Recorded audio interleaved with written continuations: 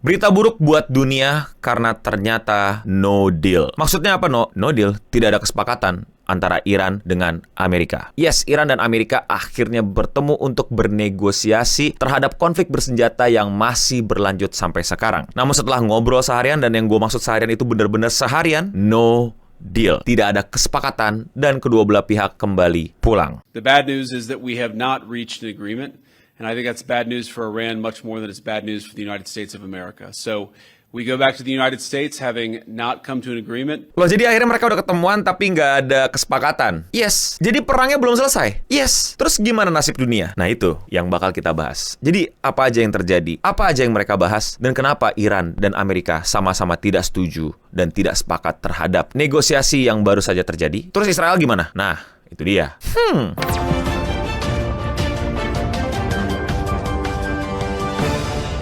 US and Iran failed to reach a deal after marathon talks in Pakistan. US Vice President J.D. Vance says Iran is choosing not to accept US truce terms, while Iran say it did not accept a deal in the first meeting. Jadi kita akan mundur ke belakang sedikit buat mengingat apa sih yang sebenarnya terjadi. Jadi buat yang belum tahu, beberapa bulan ke belakang sedang terjadi konflik bersenjata antara Iran, Israel, dan Amerika. Amerika sih menyebutkannya dengan Special Military Operation, tapi masyarakat dunia lebih nyaman menyebutnya dengan kata, ini mah perang, bang. Tapi memang uniknya perang kali ini itu tidak ada tentara yang dari berbagai macam pihak itu turun ke tanah lawannya. Jadi kayak nggak ada tentara Amerika yang nginjek tanah Iran untuk berperang. Atau sebaliknya, melainkan perangnya ini banyak terjadi di udara. Berbagai macam pihak menembakkan berbagai macam balistik, rudal jarak jauh, drone, dan berbagai macam senjata mereka untuk saling melemahkan dan menghancurkan aset-aset penting musuh. Tentu saja korban berjatuhan, ratusan ribu atau bahkan mungkin jutaan luka-luka, dan pihak yang paling dirugikan dari perang ini adalah sipil. Gue udah bahas lebih lengkap di thumbnail yang videonya kayak begini kalau kalian mau nontonnya lebih lengkap latar belakangnya. Nah, tapi baru-baru ini Amerika dan Iran akhirnya sepakat untuk melakukan ceasefire atau gencatan senjata. Dan bahkan mereka tidak hanya sepakat untuk itu doang, mereka sepakat juga untuk yuk kita ngobrol, yuk kita negosiasi, yuk kita tatap muka. Daripada kirim-kiriman rudal, mendingan kirim-kiriman delegasi untuk obrolin ini enaknya gimana, bang. Dan itu semua terjadi di 11-12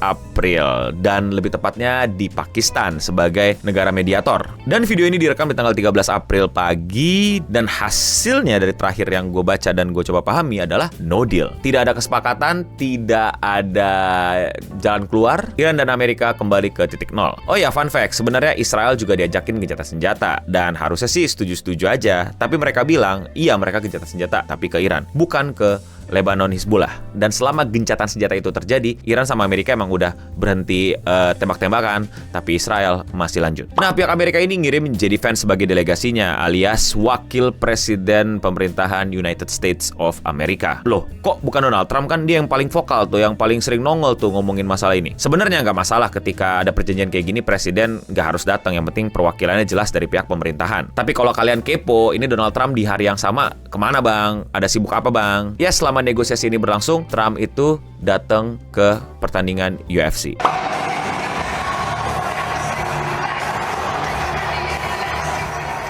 Tapi bukan berarti ini urusan ditinggal sama Trump, ditinggal geletakin gitu aja tanpa ada arahan gitu kepada timnya. Bahkan dia sempat ngomong ke media tentang argumen dia terhadap negosiasi ini. Katanya sih, we're going to see what happens. We're in very deep negotiations with Iran.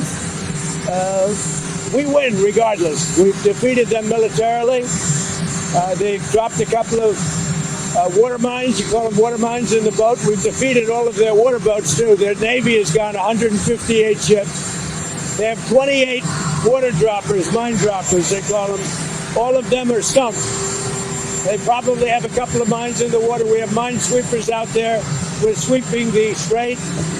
In addition to that, we're negotiating whether we make a deal or not, makes no difference to me.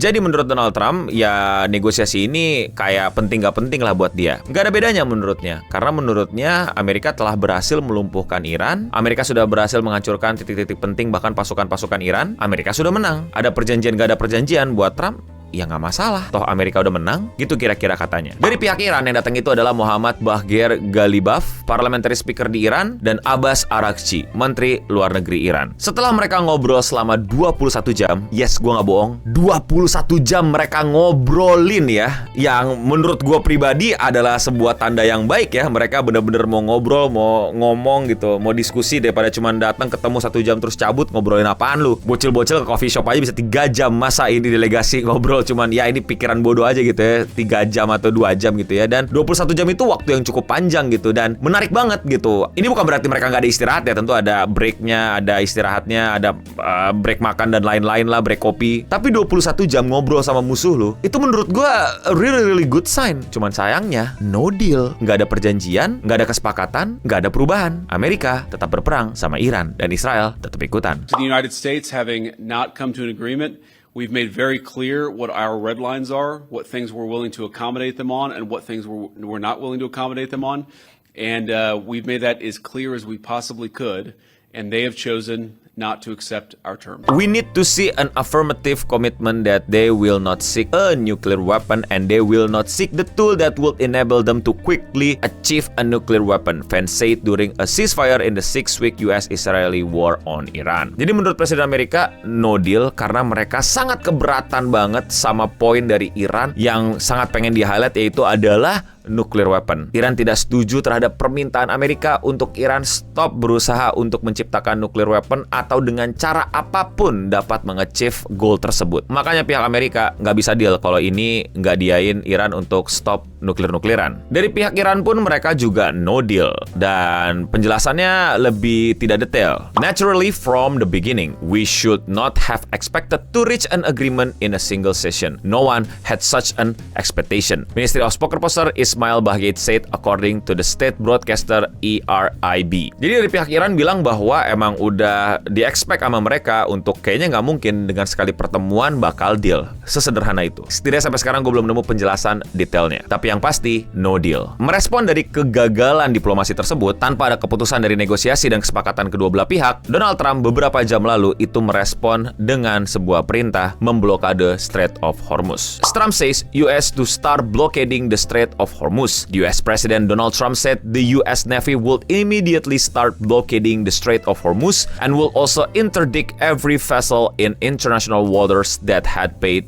a toll to Iran. Jadi merespon ketidaksepakatan tersebut, Trump malah memblokir Strait of Hormuz. Gimana sih, No? Kan Strait of Hormuz punya Iran, dan Iran udah menutup aksesnya. Ngapain diblok lagi sama Amerika, No? Kayak redundant nggak sih? Jadi gini teman-teman, Strait of Hormuz itu diblokade. Jadi kapal-kapal yang tidak diizinkan Iran lewat, nggak bisa lewat. Beberapa kapal itu diizinkan, termasuk kapal Iran itu sendiri. Dan beberapa kapal yang berhasil ngenegoin Iran. Nah sekarang, Amerika juga hadir di Strait of Hormuz untuk ngeblok kapal tersebut. Jadi beberapa yang udah lewat, termasuk kapal Iran itu sendiri, nggak bisa keluar Strait of Hormuz. Double blokade. Dampaknya bagi dunia, kacau.